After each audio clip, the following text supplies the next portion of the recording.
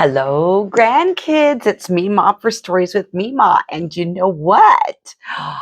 It is December, and that means there are winter holidays coming up. And I am going to be reading for the month of December several books that are about Christmas and Hanukkah. And if there's any other books that are out there about other winter holidays, please let me know in the comments so I can look them up and read those as well. I don't want to leave anybody out. This book is A Christmas Wish for Corduroy. Corduroy the bear. Isn't he cute? And this book is written by B.h.D. A Christmas Wish for Corduroy. One December afternoon, a toy bear in a big store was just waking up when he heard a mother asking a boy, "Have you decided what you would like for Christmas yet?" The bear sat a little taller and perked up his ears. Maybe this boy wanted a bear.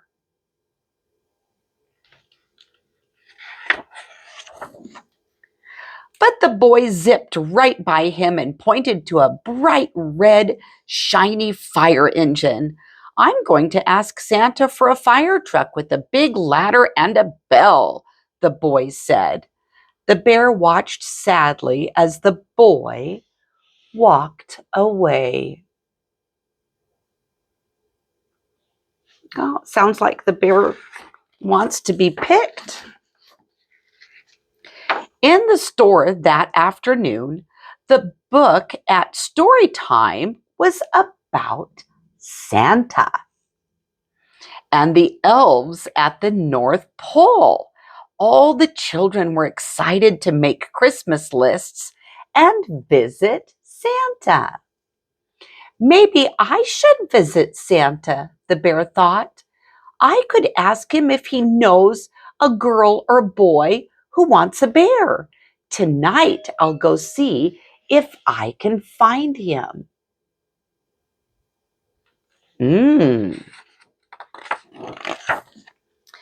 Just before closing time, a girl stopped right in front of the bear.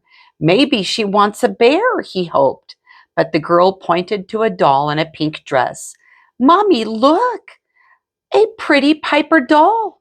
That is the doll I'm going to ask Santa to bring me when I see him." "Make sure you put her name on your list, dear," said her mother. "And if you're going to see Santa, we should get you a special outfit." A special outfit? I didn't know I needed a special outfit to see Santa, thought the bear as he looked at his brown fur. Why, I don't have any clothes at all. And without a name, how can I ever be on anyone's Christmas list?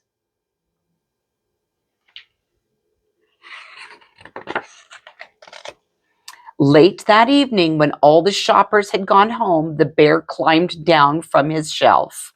The store seemed much bigger without any people in it. There were strange shadows everywhere. The bear felt very small. They're all closed for the evening. He found a department that sold hats. "Those hats looked pretty special," he said. He tried on all kinds of hats, but none of them seemed quite right for a bear who was looking for Santa.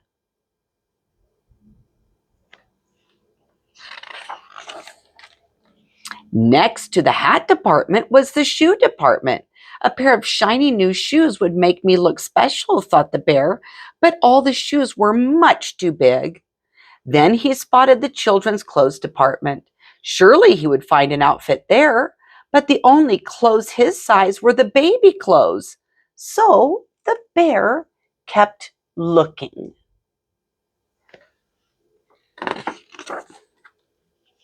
Up ahead, he saw a sign with Santa's picture on it. "This must be the way to the North Pole," he said. "That's just where I want to go." He followed the signs until he almost bumped into a reindeer. "The North Pole looks exactly like it did in the book," said the bear. There were trees with reindeer and a workshop for Santa. He went inside to take a look.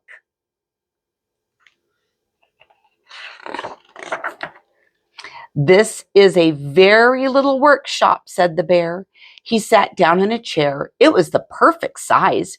He looked around the room. There were small toys, tools, and even some elf clothes hanging on the wall. That gave him an idea. First, he tried on an elf hat, but his ears were too small.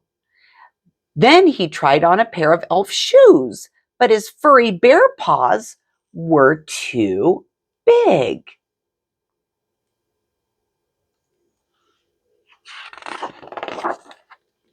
Finally, he tried on the elf clothes. They fit perfectly. Now, unbuttoning and buttoning anything with bare paws is not easy, and one button almost fell off before the bear finally got the overalls on. "These overalls are just the right kind of special for me," thought the bear, as he looked at himself in the mirror. "Now I'm ready to meet Santa."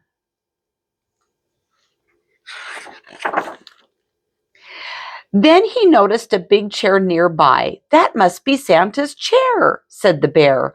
"I will wait here so I will be first in line when Santa comes, and then I can ask him for a little girl or boy to take me home." By now it was very late and the bear was very tired.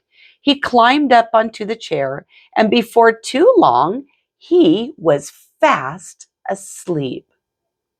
Aww. That is exactly where Santa found him the next morning. "Good morning, little fellow."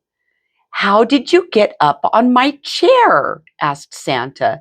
"Those are some mighty fine green corduroy overalls you're wearing. A good-looking bear like you should be with the other toys." "Mrs. Claus, would you please bring Corduroy back to the toy department?" asked Santa.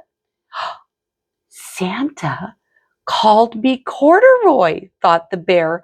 "I have a name. Now I can be on someone's Christmas list." The bear was finally ready to tell Santa his Christmas wish.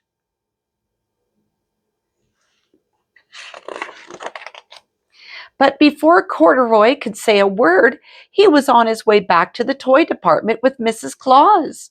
Past the clothes, past the shoes, and past the hats, farther and farther away from Santa, until he was back where he started. "We found Corduroy Bear on Santa's chair this morning," Mrs. Claus explained to the sales lady. "Doesn't he belong in your department?" The sales lady looked at Corduroy in his new green overalls. "You do look familiar," she said as she put him back on the shelf.